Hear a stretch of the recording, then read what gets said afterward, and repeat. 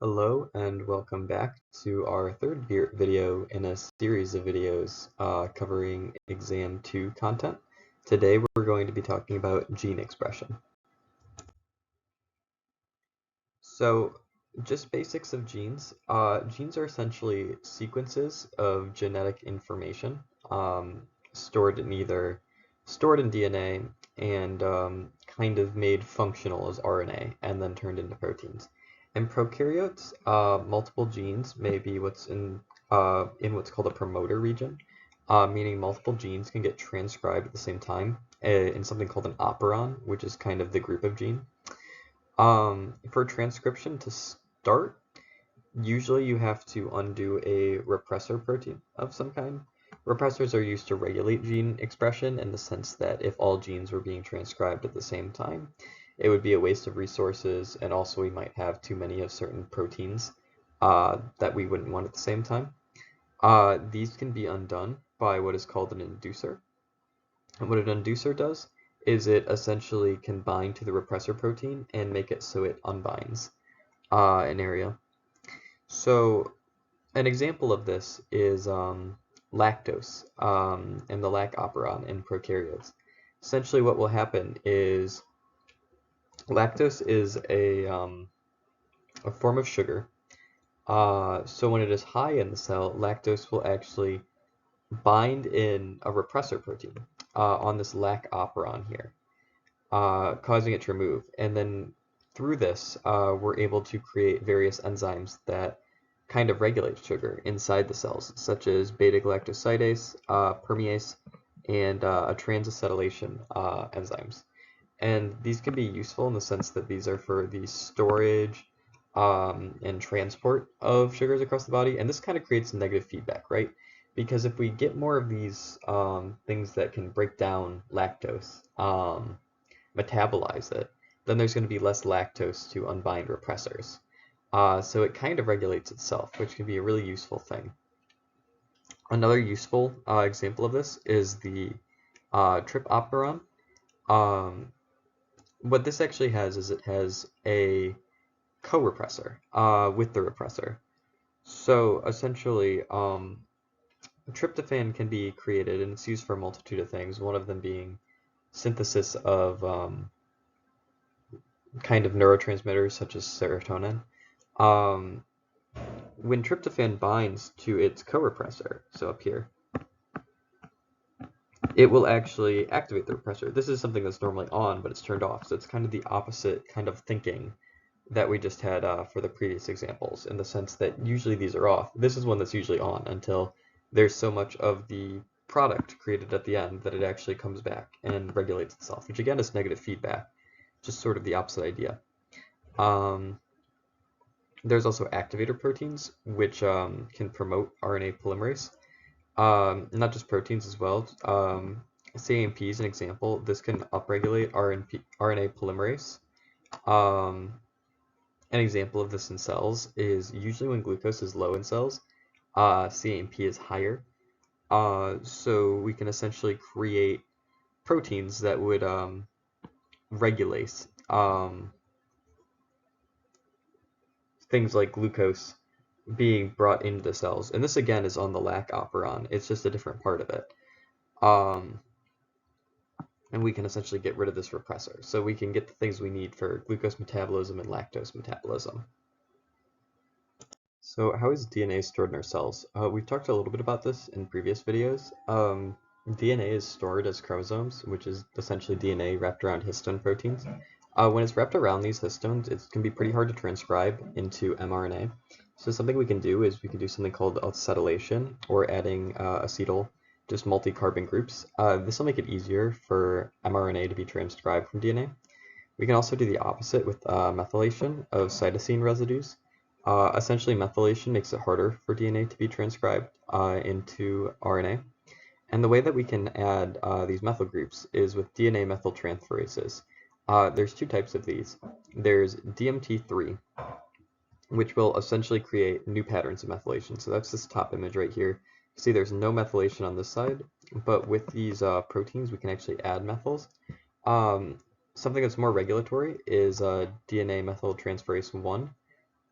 This will essentially copy patterns from an existing strand of DNA. So you can see on this side there's methylation, but nothing on this side.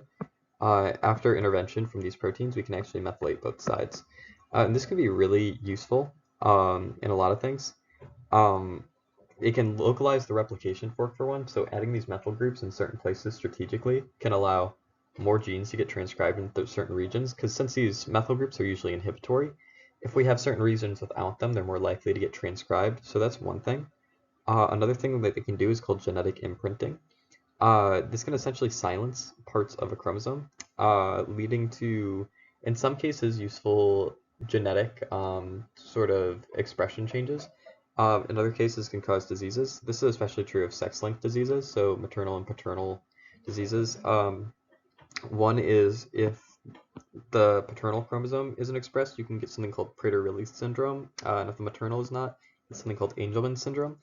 The details on these diseases aren't too important. Those are just the examples you're given in class. I don't think we got asked them ever, but it's just something to be aware of. There's also something called epigenetics, which are essentially changes in gene expression in the body without changing your genetic sequence. So for one reason or another, as you go through your life, certain genes can be up and down regulated, um, just to express different things in your body, kind of for what your body needs, or in some cases it can be emerged from diseases. But epigenetics is just that idea that your genetics kind of change protein expression throughout your lifetime. Okay, so really quick, a quick side note is we can talk about some therapeutic applications of this. The drug rifampin, which is an antibiotic, will bind prokaryotic RNA polymerase and essentially just inhibit transcription. So by doing that, they can't turn their DNA into RNA for proteins, and that's essentially how rifampin works. Moving away from drugs now. Acetylation occurs through these HAT enzymes, and deacetylation occurs through these HDAC enzymes. So as we mentioned in the previous slide, acetylation is kind of what makes genetics or DNA readily accessible to be transcribed. So these HATs will push that in the forward direction versus the HDACs will make it less accessible when we don't need the genes as much anymore. This is a pretty tightly regulated system that'll just sort of be up and down regulated as the need for certain proteins emerge. And it's just something good to know that we can go back and forth, and that acetylation isn't necessarily like a permanent thing. It's more something that's on a spectrum that we can control. On the same note, methylation is also really highly regulated beyond just the DNMTs. We have this complex here, PCR2, and a really important component of that is EZH2, which essentially allows these methylation patterns to occur through this whole complex. Therapeutically, EZH2 can actually be blocked. So if we, in a way, don't want methylation to occur on these proteins, we have certain drug molecules that can block this. Or there's also substances that can occur in the body that can also block this.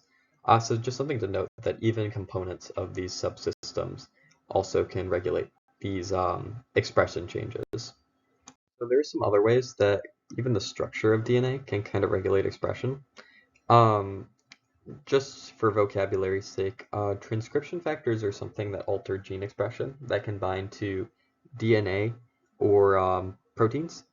So in this case, you have something like Tata box binding protein down here that binds RNA polymerase, but also binds directly to the DNA. Whereas some of these other transcription factors, they'll bind directly to RNA polymerase, but not the DNA. And those are co-activators. So that's just for definition's sake. We also talked about that a little bit 2 videos ago, but just something I wanted to bring up again. Now DNA has these what are called like structural motifs, and it's kind of how they're wrapped and what they can do, and sometimes they're conjugated to certain metallic ions. For example, there's a zinc ion in the zinc and helix loop helix forms. And what this does is this promotes the major groove and helix structure of DNA. The major groove can allow RNA polymerase to get in a little bit easier when it's time for transcription. There's also a leucine kind of motif, which can alter the nucleotides and increase recognition signals for binding to the structure. I'm sorry, this is helix loop helix. The actual structures of these aren't incredibly important, but just the idea that zinc and helix loop helix work similarly, and this leucine side chain can all kind of alter how DNA interacts with the proteins and transcription factors around it. Um, Another thing is there's different domains of DNA. There's the transactivation domain, and what this does is this will bind transcriptional regulators. So think like your transcription factors. If it's like a polymerase, there might also be coactivators bound to said polymerase. There's the DNA binding domain. Um, this is a thing that can essentially, if there's a protein complex with other DNA or other genetic material that can bind here, this is also typically where your polymerase would bind. Then there's the ligand binding domain. This is more of a regulatory domain in the sense that this is where something like a repressor might be until it's deactivated. So this is more to slow things down, where the other two are typically upregulated. Again, the specifics aren't too important on these, but just be aware that there's certain areas on DNA that some proteins like to bind more, and some ligands and repressors like to bind more. Just that kind of general idea. Now let's talk about a few real-world examples of this. So heat shock protein, this HSP, will usually bind a transcription factor for glucocorticoid receptor. And this usually binds tightly, so it's inactive. However, when cortisol, which is a stress hormone, enters the body, this heat shock protein can like unbind, and essentially it activates the glucocorticoid factor to go into the nucleus and be a transcription factor, which upregulates certain gene expression. So that's one example of how this kind of signaling pathway can lead to different transcription. Another thing is thyroid hormone, which can bind this RXR co-region here. This will actually bind in two places, so you have right here and right here. And what this does is, this is called a co-repressor, but thyroid hormone will kind of dissociate this repressor complex and allow this gene to be transcribed, um, which can lead to different proteins more downstream. So in this case, there's actually two proteins that the same hormone can work on to kind of break apart this complex and increase transcription overall. Another example of this is the JAK-STAT pathway. Essentially, what will happen is there's different surface receptors called JAK receptors, um, which in this case, they're actually what's called a dimer. So they're two separate proteins that when something can bind to them, they actually combine into one big protein. They also have these JAK molecules. Now, the point of these JAK molecules is they have phosphorus on them. And what can happen actually is a molecule called STAT can come along. And this will actually, similar to how the JAK surface protein did, these will dimerize by using the energy in their phosphate bonds. And then this complex together can transcribe more DNA.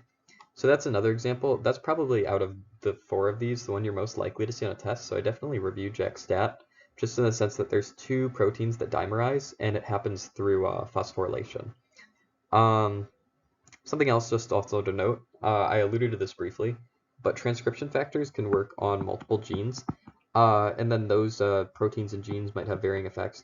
So even just one signaling hormone can cause this whole cascade of different proteins and mRNAs to be produced.